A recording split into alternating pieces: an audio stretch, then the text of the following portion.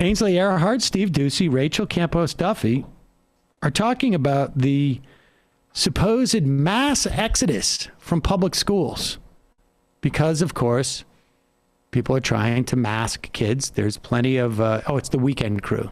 There's plenty of evidence that shows that masking kids in schools diminishes the rate of transmission of COVID.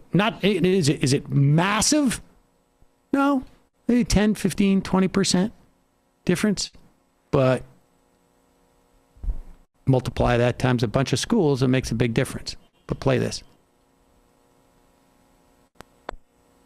You got a forum, and I'm getting a standing ovation, as you just heard, after calling for a mass exodus from public schools.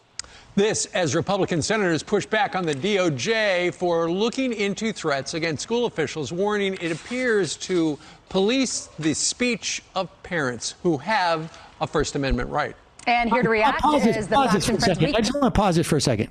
First off, I don't know why you need to call for a mass exodus of public schools. You want to go to private school, go ahead. It's not like there's some law that says you can't go to private school, you can't homeschool. But it's a public school. There's a responsibility to everyone there. And I like how they're down that their Chiron says DOJ threats and they're talking about First Amendment. Like these are, you're threatening school board members. We just played the clip yesterday of protesters harassing parents walking their kids home from school saying, "You're propagandized." Like, how are you propagandized if you move the school your child attends, maybe disrupt all of those friend relationships that they have because of your mask politics or vaccine politics? But it's also like, wait, so you're going in and the conservatives now are promoting the idea that one people can tell other people exactly what their kids need to wear to school? Continue this. For looking into threats against school officials, warning it appears to police the speech of parents who have a First Amendment right. And here to react is the Fox and Friends Weekend crew, Pete Hegseth, Rachel Campos Duffy, and Will Kane. Good morning to all of you. I see what's going on. Good morning. Good morning. Good morning. Rachel, I'll start with you. You have 9 children. The school system really affects your life. What's your reaction to this? Oh, she's 100% right. We need a mass exodus from the public school system. But I have a warning. We should not leave without taking our money. Remember, our school systems are funded by our money. And so what we need to do is pass laws that attach our money to our child so we fund our child's education and not these corrupt systems. She's 100% right. The tentacles are deep. I think it's really hard for us to get into teachers' colleges, which are funded by our public dollars. But this is really important. I want to leave with one thought before I hand it off. This is by design what's happening to our children in these schools. Vladimir Lenin said, "Give me 4 years to teach the children, and the seed I have sown will never be uprooted." This is what they're doing with our children. It's up to us to remove them from this corrupt system. And Pete, she makes a good point. If we're going to pay these high taxes locally to pay for schools, our money should be attached to our children. Well, all right. So first off, I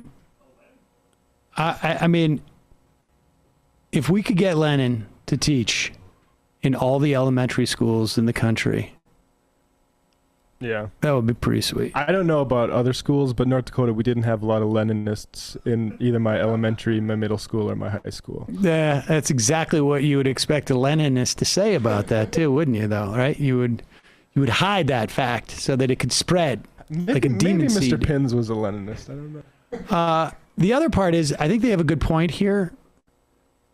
The way that we tax and fund schools should not be local property taxes. We should be doing this on a federal level. I think they're conflating like masks and CRT or whatnot, and it's all leading to the same place. What a coincidence. Voucher system. That is what they want to do. They want to destroy public education. It has been a staple in this country really since Reconstruction. And it is no coincidence that one of the first things the radical Republicans did following the Civil War as a way of attempting to create a more equal society, a more egalitarian and fair society, was to create public schools, or at least to promulgate public schools. And it is no coincidence that the right today attacks public schools for that very reason. I mean, we already have, even within public schools, a two-tiered system. And because of the way that we fund it with property taxes. And I would say also the way that, I mean, it sort of depends on the locale, but the way that people cluster.